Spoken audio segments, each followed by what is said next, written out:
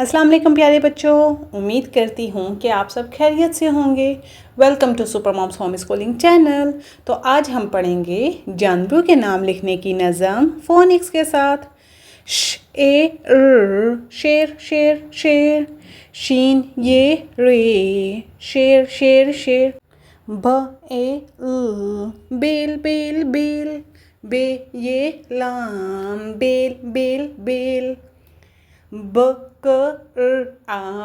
बकरा बकरा, बे काफ रे अलिफ बकरा बकरा बकरा, ह थ ई हाथी हाथी हाथी, हे अलिफ ते दो चश्मी छोटी है हाथी हाथी हाथी, ह हिरन हिरन हिरन, हे रे नून हिरन हिरन हिरन, ब ई बिल्ली बिल्ली बिल्ली, बेलाम छोटी ये बिल्ली बिल्ली बिल्ली, ख ग ओ खरगोश खरगोश खरगोश, खे रे गाफ वाउशीन खरगोश खरगोश खरगोश, च ई त चीता चीता चीता, चे ये ते अलिफ चीता चीता चीता, ओ ड़ ई लोमड़ी लोमड़ी लोमड़ी, लाम वाओ मीम ड़े छोटी है लोमड़ी लोमड़ी लोमड़ी, घ ओ ड़